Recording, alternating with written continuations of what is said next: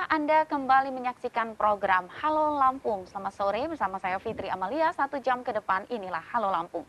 Anda bisa bergabung bersama kami di live streaming di www.radartv.co.id.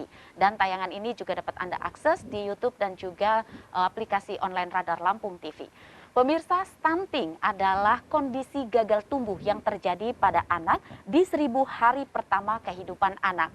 Dan kondisi stunting ini dapat berefek jangka panjang di masa depan anak hingga anak berusia tua nanti. Berbagai upaya ataupun program kebijakan pemerintah telah dirancang sedemikian rupa. Pemerintah serius terhadap penanganan dan upaya pencegahan stunting ini. Lantas bagaimana kondisi stunting dari aspek psikologis bagi para penderita juga orang tua? Kita akan bahas kali ini bersama psikolog. Saya perkenalkan Tan Sri Azlansyah MPSI. Halo Adam, apa kabar? Sehat Mbak Fit. Adam juga pengurus HIPSMI, yaitu Himpunan Psikologis Indonesia Wilayah Lampung, dan juga dosen Fakultas Psikologi Universitas Muhammadiyah Lampung. Semangat Adam? Semangat. Semangat deh. Ini kita mau bahas nih stunting lagi nih Adam. Kalau pemerintah kayaknya emang serius banget, fokus dan instan banget dengan masalah stunting ini. Betul. Ya. Berbagai program kebijakan dilakukan, dirancang sedemikian rupa untuk upaya pencegahan penanganan stunting ini. Nah, kita mau bahas dari aspek psikologisnya kalau gitu. Karena Adam seorang psikolog tentunya ya. Oke. Nah, Adam, tapi sebelumnya saya mau cerita dulu nih. Adam cerita tentang HIPSMI. Ini apa sih Himpunan Psikologis Indonesia? Jadi, apa nih? HIMSI ya. HIMSI itu adalah Himpunan Psikologi Indonesia. Kebetulan itu adalah salah satu organisasi yang mewadahi ilmuwan psikologi dan juga psikolog, terutama yang berada di wilayah Lampung. Itu fungsinya untuk kemudian mewadahi anggota-anggotanya untuk mengembangkan diri gitu ya, terus juga memberikan pengabdian terhadap masyarakat. Ya salah satunya dengan edukasi untuk stunting ini, Mbak Fitri. Tapi tidak hanya stunting melulu saja kan? Banyak banget ya, dari mulai di sekolah, kemudian di instansi pemerintah, kemudian juga di instansi-instansi swasta, itu banyak banget kok ininya, program-programnya gitu. Banyak programnya. Jadi ini adalah asosiasi para psikolog seperti itu ya? Betul. Oke. Nah, tugasnya selain edukasi ini, edukasi parenting seperti itu, betul, gitu-gitu? betul. Oke. Nah, biasanya kalau penderita stunting nih ya, pasti itu orang tua gitu kan, orang tuanya dulu deh gitu, karena saya mungkin seorang orang tua. Karena saya orang tua, kondisi psikologis yang terjadi baik anak dan juga ibu, biasanya itu apa yang? Dari sisi orang tua terlebih dahulu ya, ketika memiliki anak stunting. Kalau kita lihat dulu gitu ya, kondisi stunting sendiri ini tadi betul yang disampaikan Mbak Fitri, adalah kondisi gagal tumbuh gitu ya. Gagal tumbuh ini dalam dua perspektif, dari fisik maupun dari sisi psikis. Nah, kalau yang paling ketara itu anak-anak yang mengalami stunting dari sisi fisiknya. Itu biasanya postur tubuhnya jauh lebih pendek dibandingkan teman sebayanya atau teman seumurannya. Bisa sampai hampir 20-30 cm di bawahnya. Itu yang pertama. Yang kedua, kaitannya dengan fungsi kognitifnya, fungsi intelijensinya. Biasanya anak stunting ini relatif secara IQ lebih rendah dari teman-temannya. Karena lebih lambat. Dia untuk daya tangkapnya kurang, kemudian memori untuk belajarnya juga kurang. Nah, itu jadi dua sisi itu terlihat sekali. Nah, dari dampak itu kan dari sisi orang tua gitu ya, memiliki anak stunting, tentu perhatiannya effortnya cukup besar. Effortnya cukup besar. Sebagai contoh seperti ini. Kalau anak yang mengalami stunting ketika dia sudah tadi itu ya, sudah anak-anak kemudian menuju remaja, itu kan punya perasaan rendah diri.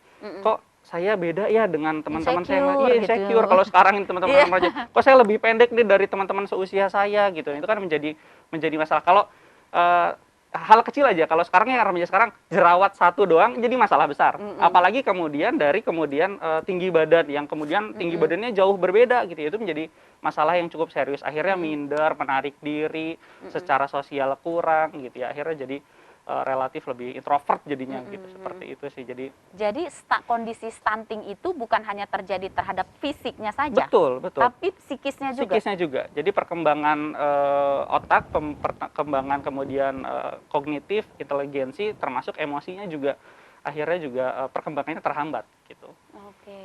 Rawan banget. Rawan banget. Dan ini sesungguhnya harus dicegah, justru yang tadi kata Mbak Fitri tadi, pada tahapan 1000 hari pertama kehidupan.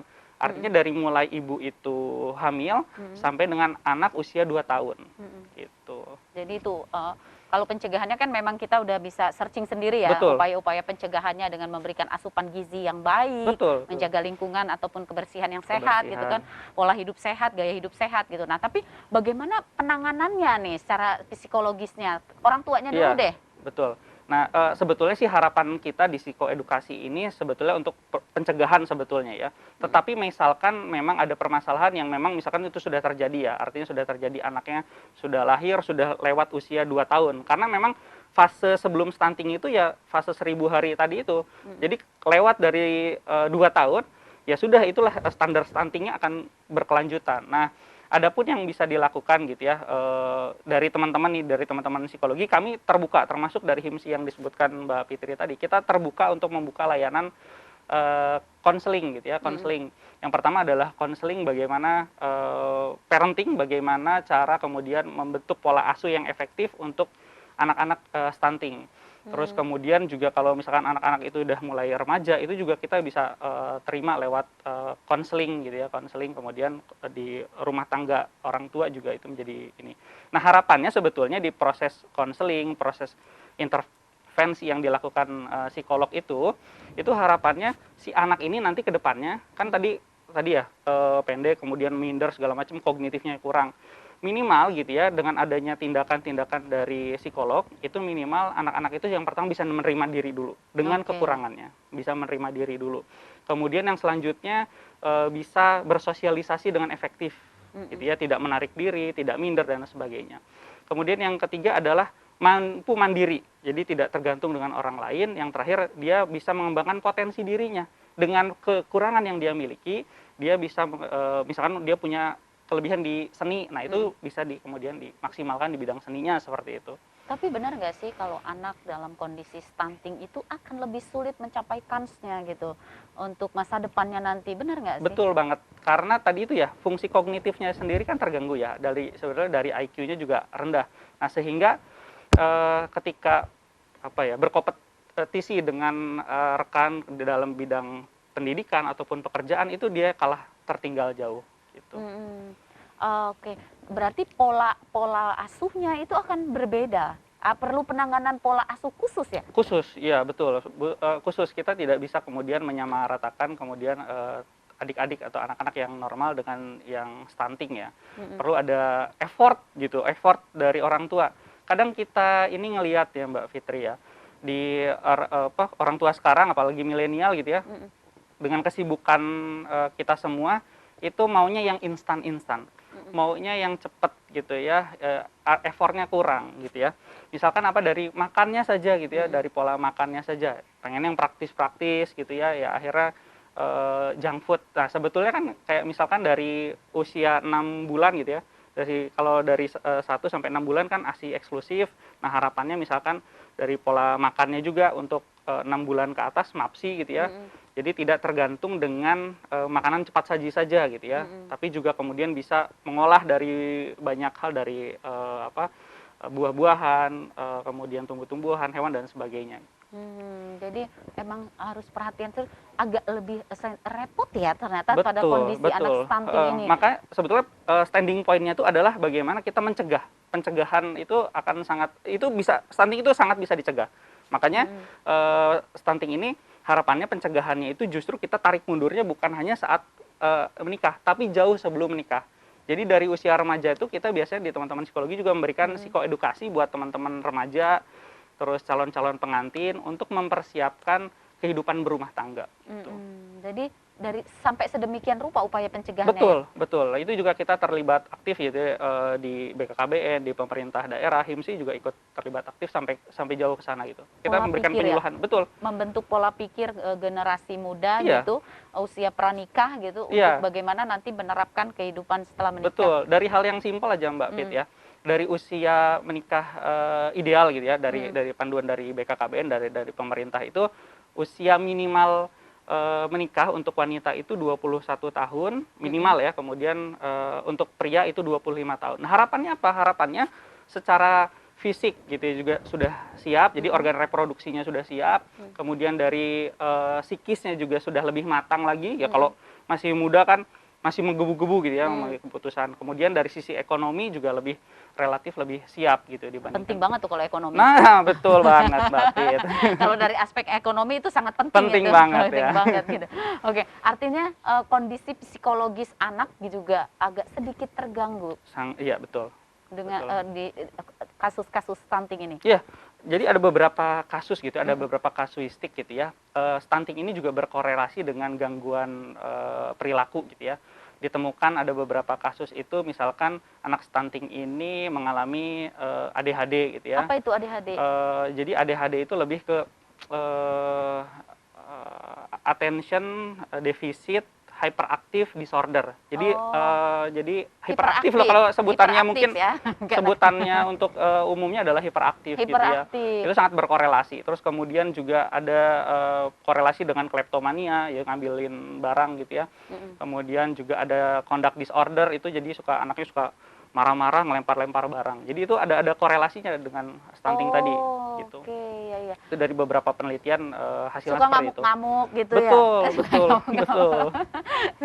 Susah bersosialisasi. Bersosialisasi, benar banget Suka gitu ya. tantrum-tantrum gitu. Itu bisa kita sebut gejala-gejala atau ada kaitannya? Ada kaitannya sebetulnya, tapi bukan berarti itu salah satu pasti faktor dari stunting, bukan gitu kan. Banyak faktor, tapi biasa ada korelasi dengan stunting, masalah-masalah tadi itu gitu. Nah, pertanyaannya bagaimana kita ataupun karena saya orang tua ya, bagaimana saya sebagai orang tua memperlakukan anak saya yang kasusnya stunting gitu. Oke.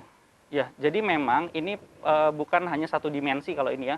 Jadi perlu banyak dimensi dan peranan.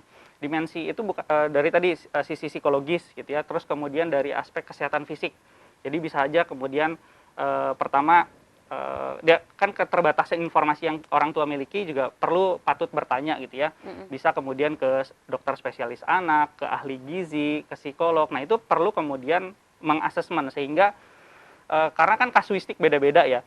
Dengan asesmen tadi kita akan mengetahui kemudian intervensi yang paling tepat untuk si anak ini apa sih. Nah, gitu. Jadi bagusnya kalau saran saya perlu diagnosis terlebih dahulu karena akan kasuistik banget masalahnya. Jadi konsultasi ke psikolog ini yang Iya, paling tepat ya. betul. Konsultasi ke Mas Adam dengan jangan. Buka layanan psikolog nih. Siap, Oke, siap. layanan psikolognya ada di bawah ini. Iya. Kalau untuk stunting sebetulnya HIMSI buka layanan gratis ya. Kalau biasanya kalau untuk kasus-kasus lain itu kan berbayar, tetapi ini bentuk pengabdian dedikasi HIMSI terhadap Provinsi Lampung. Kita memberikan layanan konsultasi gratis untuk warga di Lampung gitu ya. Oke, baik.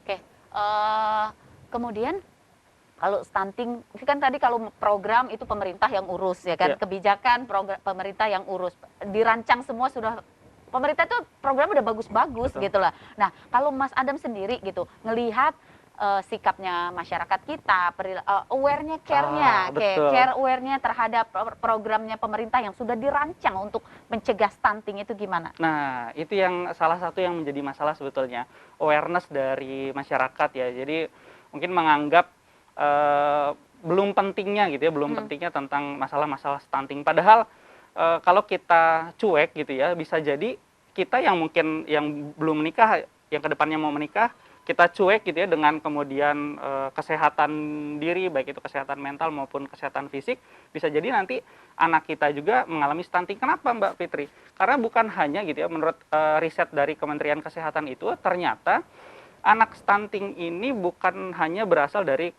kalangan ekonomi lemah gitu ya, ekonomi kurang, tetapi juga ternyata banyak juga dari ekonomi menengah ke atas.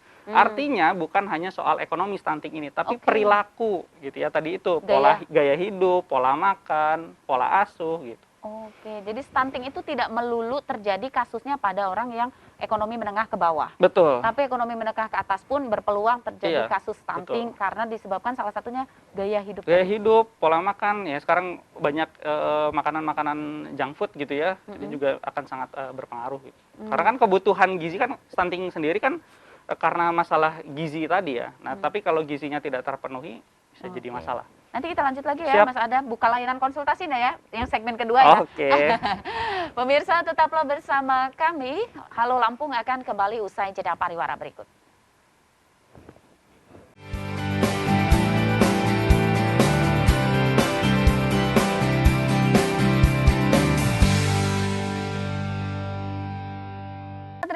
kembali bergabung bersama kami di program Halo Lampung. Kita lanjut lagi ngomongin sama psikolog kita, bahas tentang kasus-kasus stunting. Nah, stunting, balik lagi, stunting itu ada jenisnya kah gitu? Apakah semua, kan tadi cirinya salah satu adalah tubuhnya pendek, IQ-nya di bawah rata-rata. Betul. Nah, berarti yang stunting itu pendek. Nah, yang pendek itu pasti stunting berarti. Gimana? Oh, nah itu belum tentu. Jadi gini, Mbak Fitri, terima kasih, bagus pertanyaannya. Jadi ciri khas anak stunting adalah tadi ya, dari segi fisiknya relatif lebih pendek gitu ya. Terus kemudian secara kognitif juga atau intelijensinya jauh di bawah rata-rata. Tetapi kalau anak pendek itu belum tentu stunting. Kenapa bisa jadi kemudian ada faktor keturunan di sana. Nah, yang bisa membedakannya itu tadi yang fungsi kognitif tadi, IQ-nya, kemudian yang kedua itu adalah dia mudah sakit gitu ya. Terus berat badannya itu cenderung statis bahkan menurun. Nah, itu ciri yang fix gitu ya untuk Ciri fixnya. dari stunting itu sendiri. Oke, berarti kalau yang pendek-pendek ini karena genetik ini. Nah, genetik kalau ini kan. Karena ini faktor-faktor Pinter-pinter, genetik cerdas-cerdas ya. kalau Karena ini. ini cerdas-cerdas semua. Iya, Mereka betul. cerdas-cerdas semua. Oke, nah terus ciri lain gitu, ciri lain. Mohon maaf ya, ada kadang-kadang yang terlahir usia lahirnya itu tidak 9 bulan. Apa sih, Betul. prematur ya? Iya. Nah, prematur itu kondisi anaknya kadang lebih kecil ya, lebih Betul. kecil, tumbuhnya juga agak lambat. Betul. Apakah itu masuk dalam stunting, kasus Iya, stunting? makanya sebetulnya perlu deteksi lagi ya, perlu di asesmen lagi apakah kemudian itu termasuk stunting apa tidak. Tetapi memang dari yang patut diwaspadai ketika anak lahir itu salah satunya itu berat badan lahir rendah, BBLR.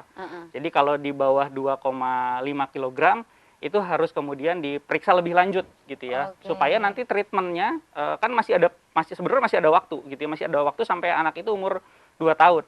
Oh, masih Tadi- bisa ditreatment? Masih bisa ditreatment gitu ya, makanya ya dari asupan gizinya, terus kemudian dari ASI eksklusif, dari MAPSI-nya dimaksimalkan, kemudian yang tidak kalah penting adalah kelekatan antara orang tua dan anak gitu ya. Dari hal kecil aja mungkin kita bilang gitu ya, oh anak kecil, anak bayi mana ngerti gitu ya, kita ajak ngobrol, kita ajak main. Justru sebetulnya penting gitu ya untuk mengajak bermain si bayi, si anak itu sangat penting, karena disitulah letak kelekatan dengan orang tua gitu ya.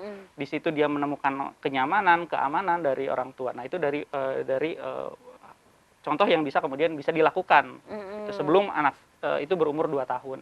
Oke, dideteksi ataupun ditetapkan gitu kan, anak itu menderita stunting, itu butuh kajian lagi kah gitu? Ya, sebenarnya dari ciri-ciri tadi sebetulnya sudah bisa dilihat. Tetapi kalau misalkan butuh kemudian Hasil uji ya tentu harus kemudian ke praktik dokter anak dokter gitu ya, ya. ke ahli gizi gitu ya, kemudian ke psikolog, itu kemudian bisa mengambil keputusan bahwasannya iya termasuk stunting. Tapi pada prinsipnya akan sangat terlihat dari ciri-ciri yang saya sebutkan tadi itu.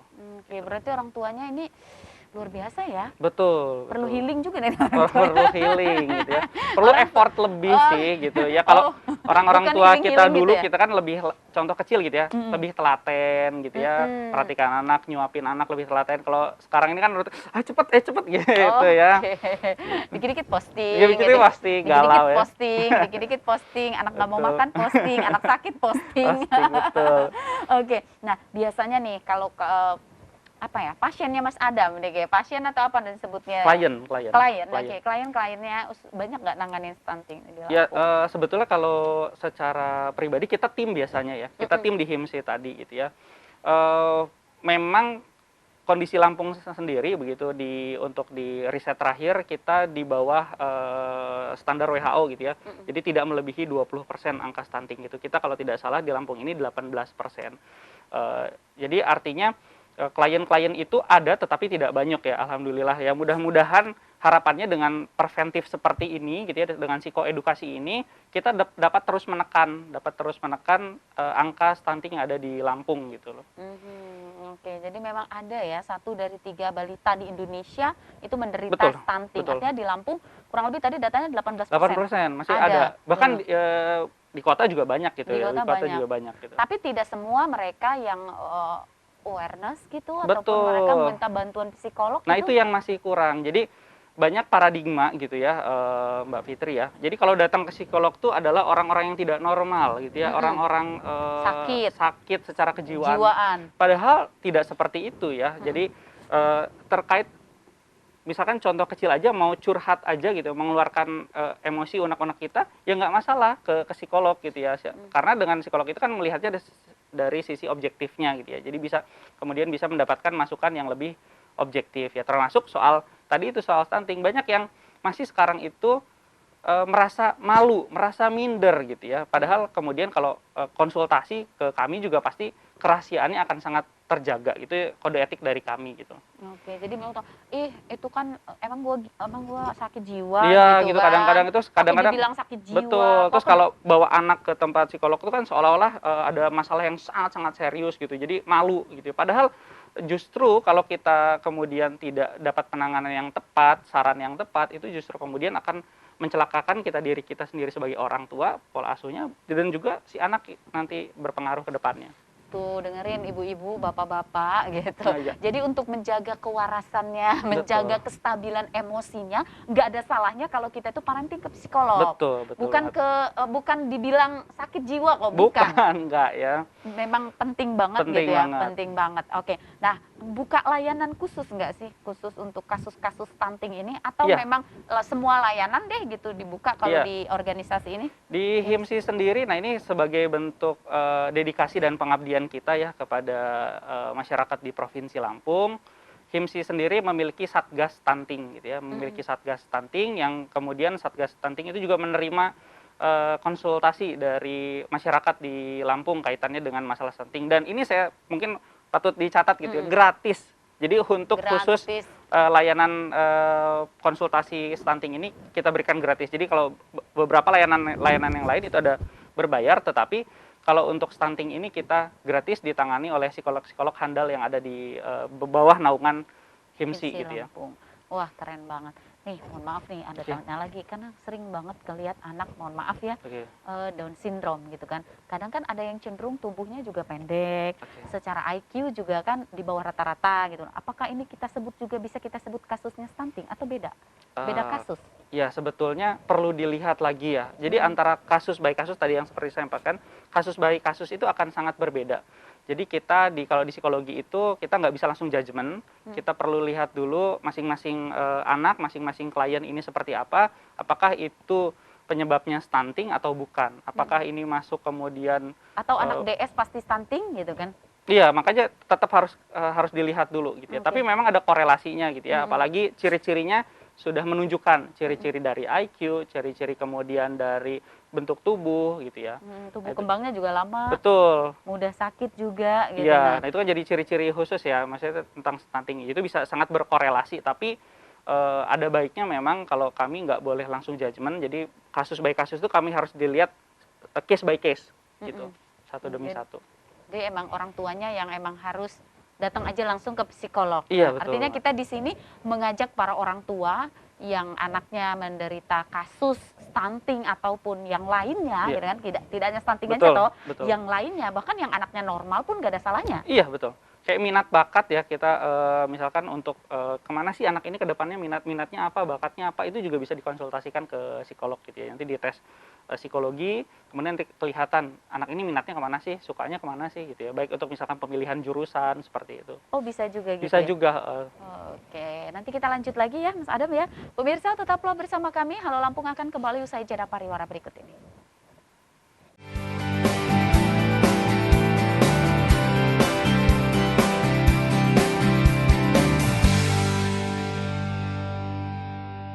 Terima kasih Anda kembali bergabung bersama kami di program Halo Lampung. Oke, psikolog. Nah, kalau psikolog itu manggilnya apa sih? Psikolog, tetap aja psikolog. Tetap psikolog ya, Iya. kan kalau ke dokter Dok, gitu iya. ya. Tetap aja psikolog. Oke, Dok. Selamat sore, Dok gitu. Kalau psikolog aja gitu. Psikolog Ya? aja tapi kita lebih biasanya kedekatan biasanya karena untuk dengan klien itu kan butuh kedekatan gitu ya. Emosi. Makanya kedekatan emosi. Jadi kadang manggilnya Mas, Oh, Bapak oke. gitu. Soalnya panggil sayang ya. Iya, iya, Oke. bahaya itu Mbak Fitri. Oke, baik. Nah, untuk anak yang menderita kasus stunting ini gitu, bagaimana dia bisa diterima di kehidupan ataupun lingkungan sosialnya gitu? Oke. Peran siapa saja ya di sana yang kita butuhkan?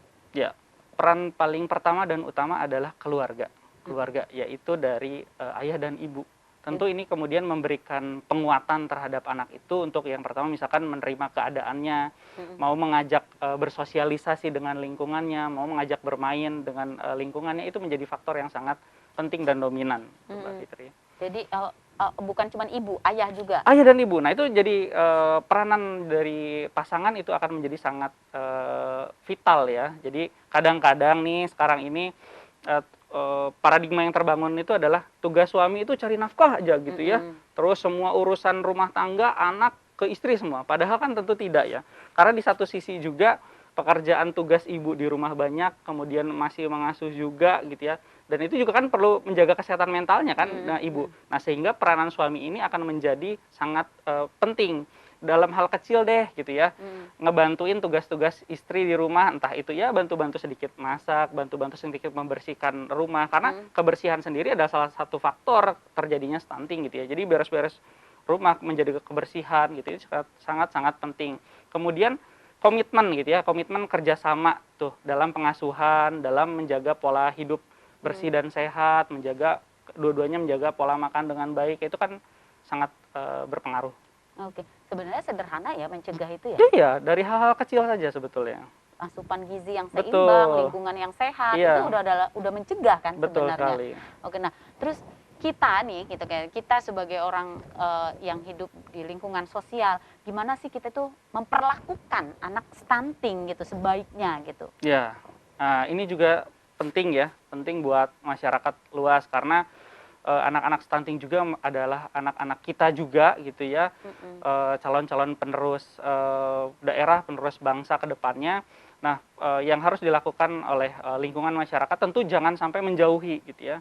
Apalagi kemudian bully. apalagi bully. Nah, itu apalagi bully itu jadi peranan dari keluarga, dari orang tua tadi, kemudian dari sekolah, dari lingkungan rumah, dari teman-teman itu akan sangat mendukung proses perkembangan dari anak stunting ini sendiri gitu. Oke, jadi semua berperan gitu ya. Semua punya peran Semua sangat memiliki peran gitu ya dalam untuk menangani kasus stunting stunting ini. ini, bener Oke. banget. Nah, sebagai orang tua nih kan kadang-kadang orang tua nih punya ekspektasi terlalu tinggi terhadap masa depan anaknya. Bener Betul. nggak gitu kan? Benar, betul. Pengen anak saya sekolah di sini gitu kan, pengen anak saya jadi ini, jadi itu gitu. Nah, dengan kondisi anak yang mohon maaf stunting ini gitu kan.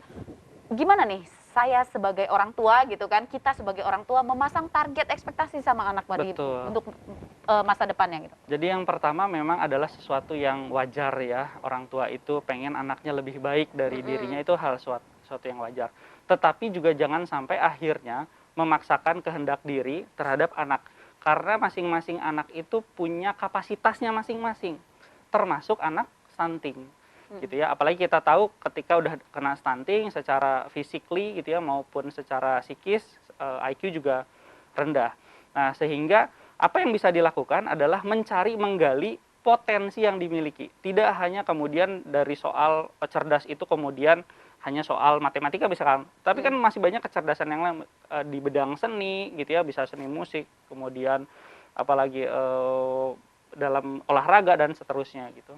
Oke, jadi kita sebagai orang tua itu nggak masang target terlalu tinggi Iya. gitu kan, karena udah tahu kapasitas anaknya. Betul, kita harus melihat kapasitas anak dulu. Yang gitu. penting adalah kita bisa menggali potensi anaknya, dan menurut saya itu yang susah. Iya, nah Benar nggak? benar. Dari salah satunya adalah salah satu yang mudah caranya adalah ketika kita lihat minatnya kemana, sehari-harinya lebih senang beraktivitas apa sih, itu yang pertama yang mudah. Tetapi yang kemudian supaya melihatnya bisa lebih objektif, bisa tadi itu dibawa ke psikolog gitu, supaya terlihat gitu ya dari banyaknya kekurangan apa banyaknya kelebihan dari si anak ini. Agar gitu. maksudnya supaya potensinya itu lebih spesifik ketemu. Betul, Oh, betul, oke. betul banget, Mbak Fitri. Jadi ibu-ibu nggak ada salahnya datang ke psikolog ya. Iya. Oke, dan ini bukan hanya kasus stunting aja dong. Iya, betul sekali. Anak-anak yang normal pun juga kadang orang tua kesulitan nih Betul. menemukan potensi anak Potensi, ini kemana ini. Nah itu gimana tipsnya gitu? Iya, ya kadang-kadang kan kita sekarang ini ya, ibu-ibu, bapak-bapak gitu ya, ngikutin nih semua anak-anaknya ke berbagai les gitu ya, les seni, les bela diri, les kognitif ya, matematika dan lain sebagainya. Tetapi kemudian akhirnya keblenger gitu ya, semuanya diikutin karena udah sekolah aja udah full, apalagi daring, terus ikut sana sini. Nah, perlu kemudian melihat tadi ya, caranya adalah mana sih yang paling disukai oleh si anak itu gitu ya, bisa lewat berkomunikasi atau kemudian yang lebih spesifik lagi ya tentu melihat minat bakat dari hasil tes psikologi Oh, gitu. tes psikologi itu bisa menentukan dan kemudian efektif nggak? Kecenderungan. Jadi, kalau tes psikologi itu melihat kecenderungan minatnya kemana, gitu kan. Oh, Tapi kemudian minat minat itu akan selalu berkembang, melihat misalkan lingkungannya gitu ya. Kalau misalkan di rumah itu lingkungannya adalah para musisi gitu ya, orang mhm. tuanya ada musisi, karena lingkungan itu akhirnya dia ikut minat ke sana juga gitu ya, itu Oke, jadi hal seperti itu. jadi, lingkungan juga mempengaruhi? Mempengaruhi gitu ya, tapi dengan di tesnya itu kita bisa melihat gitu ya, bisa melihat ada beberapa minat sih yang dia sukai ini, nah itu, orang tua bisa ngedorongnya ke sana. Baik. Nah, untuk remaja nih, gitu kan. Untuk remaja ini perlu diedukasi nggak sih soal stunting gitu? Oh, sangat penting banget gitu ya. Kenapa? Jadi, BKKBN dan HIMSI ini juga terus mendorong upaya-upaya untuk, mempersiapkan, eee, kehidupan berumah tangga bagi teman-teman remaja gitu ya. Karena kadang kalau teman-teman remaja, "Udah nanti pacaran, nanti nikah," tapi belum tahu tuh ya Mbak Fit ya, bagi kehidupan berumah Pacaran, nikah, tangga. belum tahu dia Kayaknya, ya. bu Bahwa pernikahan itu tidak seindah postingan di Nah, Instagram. betul. Jadi, nah kalau hal kecilnya gini, yang kalau ketika berpacaran gitu, ya Mhm, tentu kan yang perilaku yang ditunjukkan tuh yang positif positif, yang mhm. baik-baik gitu ya. Yang Yang asik-asik. asik-asik, begitu nikah, oh ternyata ini aslinya. Nah, Hmm, sebetulnya melalui psikoedukasi yang dilakukan HIMSI dan juga BKKBN, kita kalau di BKKBN tuh ada yang namanya program genre ya, generasi berencana. oke, Jadi genre. mempersiapkan termasuk tadi itu untuk Mhm, generasi yang akan datang, dia mempersiapkan secara fisik, secara mental gitu ya. Jadi mhm, kalau kita lihat misalkan persiapan fisik tadi, kalau usia ideal menikah itu 21 tahun bagi perempuan minimal gitu ya, terus yang laki-laki minimal 25 tahun. Terus juga kita biasanya memberikan edukasi kaitannya dengan persiapan akan menikah, bagaimana mempersiapkan physically gitu, misalkan mhm. berolahraga, kemudian menjaga asupan gizi gitu ya, itu juga sangat penting. Dan juga kalau dari aspek psikologisnya, teman-teman remaja ini juga bisa didorong untuk bisa bertanya nih kepada misalkan, orang tua, kerabat, saudara yang sudah menikah, gimana sih pembelajaran itu kan bukan harus kita ngalami, kita juga dari pengalaman orang lain kan ya. Mhm, mhm. Bagaimana membangun rumah tangga yang baik, berkomunikasi dengan pasangan dan lain seterusnya. Dan juga yang terakhir itu, kita juga mendorong, rekan-rekan, remaja gitu ya. Jadi nanti kalau sudah menikah, sudah mau, program kemudian, memiliki anak, itu terhindar dari 3T, 3 terlalu. Mmm, Terlalu muda, hamil, terlalu itu di bawah tadi ya, di bawah mhm. 21 tahun, kemudian terlalu tua, itu di atas 40 tahun, dan juga terlalu dekat jaraknya. Misalkan dari anak pertama, kedua, ketiga itu sangat dekat jaraknya Rapat gitu ya, ya. rapat gitu. Itu juga akan berpengaruh terhadap, janin dan perkembangan emosi si anak gitu. Oke, jadi jangan terlalu ya. Jangan Emang terlalu. nggak boleh ya Iya terlalu itu. betul, Oke, jadi itu gara generasi muda juga perlu diedukasi yang namanya stunting. betul, Itu adalah langkah upaya pencegahan ya, salah betul. satu langkah upaya pencegahan. Sebenarnya, nah, eee, kesimpulan akhirnya nih, stunting ini artinya nggak bisa sembuh, nggak bisa ditanganin? Setelah lewat dari masa 1000 hari pertama kehidupan agak sulit gitu ya, agak sulit. Treatment-nya, effort-nya akan sangat besar. Makanya Mmm. kita mendorongnya lebih baik mencegah daripada mengobati gitu. Oke, karena memang sulit tadi ya? Iya, Bukan karena ini bukan penyakit yang harus sembuh atau tidak, itu emang kondisi iya ya? kondisi. Jadi tadi itu ya, kondisi gagal tumbuh. Jadi Mhm. kalau sudah gagal ya akan ya lama impact-nya akan sulit gitu. Oke. Ya, Mas Adam, gimana nih kalau ada orang tua ataupun masyarakat dan pemirsa Radar TV yang ingin mendapatkan layanan deh dari HIMSI ini? Oke. Ya kalau dari HIMSI Lampung sendiri kita sangat terbuka ya. Jadi di HIMSI sendiri itu, banyak, psikolog-psikolog yang tergabung di HIMSI dan kita sangat terbuka, apalagi misalkan masalah tentang stunting ini gitu ya. Mhm. Kita ada yang namanya Satgas Stunting HIMSI Lampung, itu nanti bisa berkonsultasi secara langsung dengan appointment ya, by appointment atau dengan janjian, itu nanti bisa menghubungi nomor di 0812 1109 3336. Jadi bisa Oke. di WA terlebih dahulu, nanti bisa kemudian dicarikan psikolognya, kemudian akan ditangani mungkin secara offline ataupun online. Mhm. Kemudian juga Bapak Ibu juga bisa lihat cek-cek dulu nih itu ya aktivitas apa saja di HIMSI Lampung, bisa cek Instagramnya di @himsi_lampung gitu. Oke, baik. Jadi upaya pencegahan stunting ini bisa dilakukan oleh semua orang, Semua. Jadi harus semua individu. semua individu dan semua kalangan ya. Jadi Mm-mm. baik itu individual, kemudian instansi pemerintah, kemudian instansi swasta itu harapannya memiliki peranan-peranan di situ.